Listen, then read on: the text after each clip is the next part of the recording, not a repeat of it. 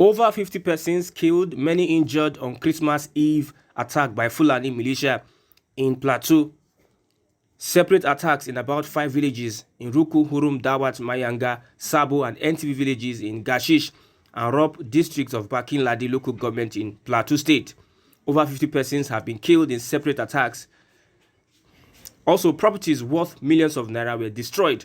Confirming the incident, Publicity Secretary Beron Molders Association Ruang Tengwong in a statement said 9 persons were killed at NTV, over 40 at Mayanga Sabo, 3 persons at Darwat and 1 person at Hurum. Many were injured while a search is still ongoing for persons that are missing. Food items were looted, houses and worship centers burnt down and properties destroyed. He said aside casualties from surrounding communities in Bokos and Mangu local government areas, this heinous act of violence, which also led to the complete displacement for thousands of persons in Huru, Dawat, Mayanga, Sabo and part of NTV, does not only demonstrate a blatant disregard for human life, but also seeks to undermine the peace and unity that are the core of our nation's values. The BYM extends its deepest condolences to the family and loved ones of those who lost their lives in the senseless act of violence, he said. The BYM also urged the government to take immediate and decisive action to prevent further attacks and ensure the safety and security of all citizens, regardless of their ethnic or religious background. Simon Ekpa, the leader of IPOB Pilot, said that this is what the Nigerian Islamic State of the Nigerian Army are doing in the name of Islamization, and they are using Nigerian media. Channels Television reported that it was assailants that killed over 70 persons instead of using the word Fulani militia or Fulani terrorists. According to Simon Ekpa, he said, "What is assailants? This is the act of Nigeria terrorist army. They are shielding the Fulani terrorists." The indigenous people of Plateau State has joined Biafra government, and the effect of this alliance will be felt in weeks to come. Somebody says, Pomak 2 years, Pofi on Twitter says, "Sir, I am from Plateau. It is Fulani. They are trying to cover up to suit their pay masters." Sir Stephen Kefa says, "The silence from the Hausa Fulani northern Nigeria over the massacre going on in Plateau State in the last 72 hours is another testament to the fact that the Middle Belt is on its own.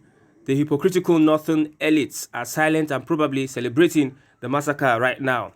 Certified Onyo Sophia says, "I remember when Nigerians, even some from the Middle Belt, called Mazi Nnamdi Kanu a madman and a tribal bigot for pointing out the plan of the Fulani terrorists. Today, same Fulani terrorists have massacred the people of Plateau and denied them their joy this Xmas."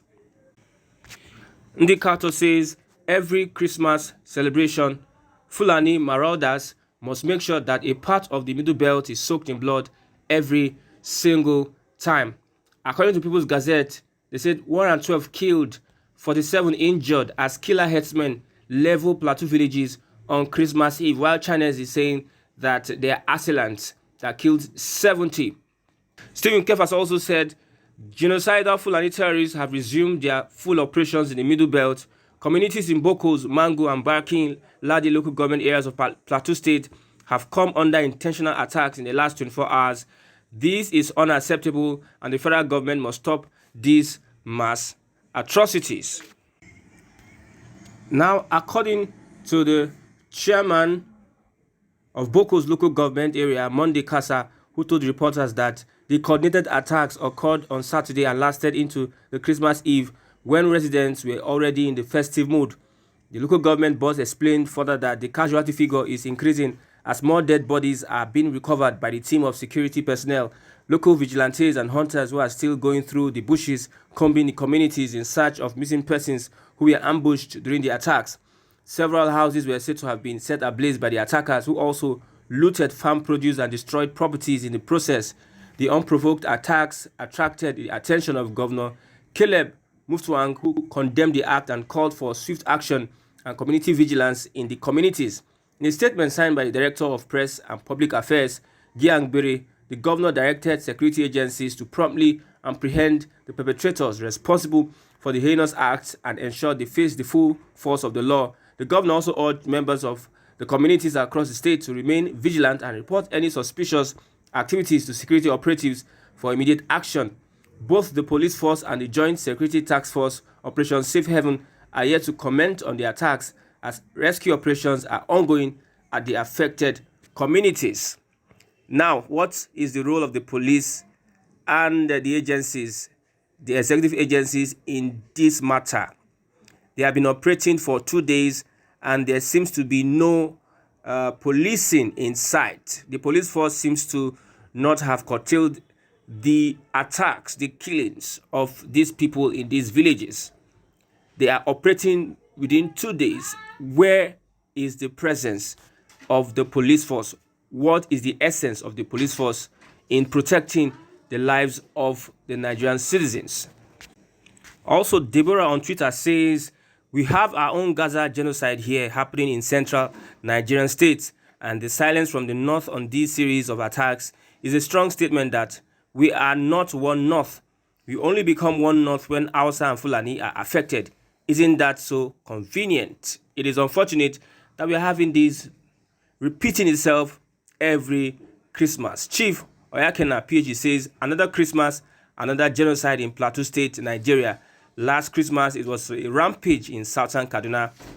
These genocidal terrorists, killer Fulani herdsmen, won't stop except we fight back.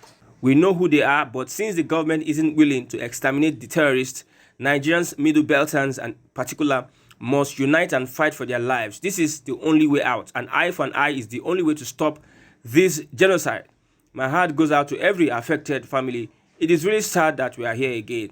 Every year, the government will budget billions of naira for the police force, yet it seems that they are not capable of protecting the Nigerian citizens. What's the essence when people have to resort to taking law into their hands, when a governor will have to rely on vigilante? What is the importance of the police force, or are they just good at harassing civilians on the road when they meet them? It is so unfortunate that we are at this stage, at this point in time.